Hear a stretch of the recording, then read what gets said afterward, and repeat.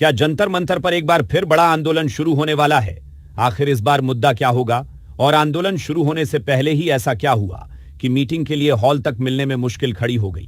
कहते हैं ना, जहां चाह होती है वहां राह निकल ही आती है। लेकिन सीजेपी के फाउंडर अभिजीत दिपके के मुताबिक इस बार राह में रुकावटें खड़ी करने की कोशिश की गई। पूरी कहानी क्या है, बताएंगे इस रिपोर्ट में। कॉकरोच जनता पार्टी यानी सीजेपी के फाउंडर अभिजीत दिपके ने जंतर मंतर सीजन 2 का बड़ा ऐलान किया है। उनका कहना है कि सोशल मीडिया पर लगातार लोग पूछ रहे थे कि आखिर जंतर मंतर का सीजन 2 कब शुरू होगा। अब उन्होंने साफ कर दिया है कि इसका इंतजार जल्द खत्म होने वाला है। लेकिन यहां सबसे बड़ा सवाल यही है, आखिर इस बार जंतर मंतर पर किस मुद्दे को लेकर आवाज उठाई जाएगी? दिपके ने अभी इसका पूरा खुलासा नहीं किया है, लेकिन उनके हालिया बयानों को देखें तो इस बार फोकस गांवों के सरकारी स्कूलों की बदहाल स्थिति पर हो सकता है।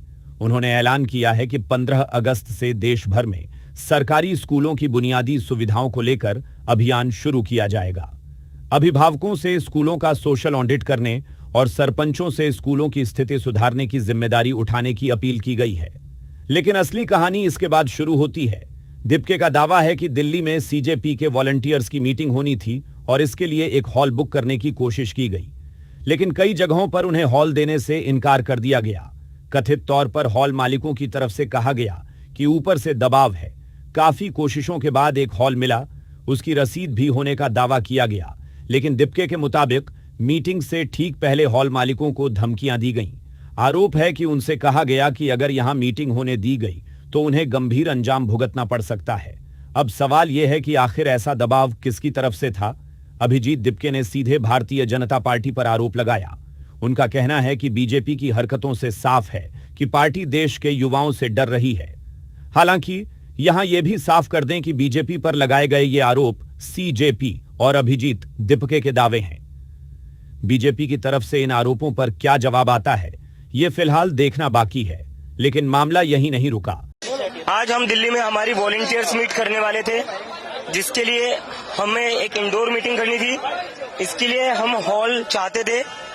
हम कई जगहों पर गए, किसी ने भी हमें हॉल नहीं दिया। सारे लोग कह रहे थे ऊपर से प्रेशर है, हम कॉकरोच जनता पार्टी वालों को हॉल नहीं दे सकते। ऐसे 10 जगहों पर हम गए, 10 जगह से हमें एक ही चीज बताई गई कि हम आपको हॉल नहीं दे सकते, क्योंकि कॉकरोच जनता पार्टी वालों को अगर हम हॉल दे देंगे तो हमारे लिए तकलीफ हो जाएगी। हमें धमकियां मिल रही है ऊपर से। बड़ी मुश्किल से हमें यह हॉल मिला था, जिसकी ये रिसीट है। ये हॉल हमें मिला था, लेकिन आज सुबह इनको भी धमकी दी गई और इन्हें बोला गया कि अगर आप यहाँ कॉकरोच जनता पार्टी की मीटिंग होने देते हो तो आपको उल्टा लटकाया जाएगा। तो इस तरह से लोगों को डराया जा रहा है, धमकाया जा रहा है और हमें मीटिंग करने से भी रोका जा रहा है। तो ये सारा बीजेपी के द्वारा किया जा रहा है। बीजेपी के लोग सभी को डरा रहे, धमका रहे कि कॉकरोच जनता पार्टी वालों को अगर कोई मीटिंग के लिए जगह दे देगा तो उनको उल्टा लगाया जाएगा। इस तरह का माहौल बीजेपी वाले इस देश में फैला रहे और कहीं ना कहीं इन लोगों से, उनकी बातों से ये जो हो रहा है उस सबसे उनका डर साफ नजर आ रहा है। तो आपको क्या परमिशन यहाँ की मिल गई थी? आपको परमिशन इंटरनल के लिए, इंडोर मीटिंग के लिए कौन सी परमिशन चाहिए होती है? हॉल बुक करना होता है, उसके लिए कोई पुलिस परमिशन नहीं लेनी पड़ती है। अगर आप कोई बैंकेट हॉल बुक करते हो या कोई भी हॉल बुक करते हो, आप उसके लिए पुलिस के पास जाते हो? उसके लिए तो बस ये रिसीट है, उसकी ये रिसीट है।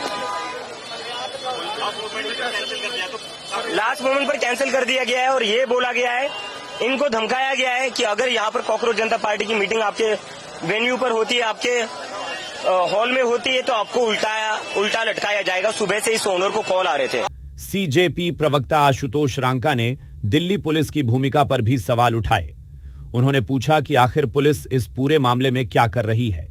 क्या दिल्ली में कानून व्यवस्था की स्थिति ऐसी हो गई है कि किसी संगठन को बैठक करने के लिए भी दबाव का सामना करना पड़े? यहाँ पर हम लोग प्रॉपर रिसीट लेकर प्रॉपर बुकिंग कराकर जब यहाँ पर आए हैं तो उनको धमकियां क्यों दे रहे हैं? और इसमें दिल्ली पुलिस क्या कर रही है?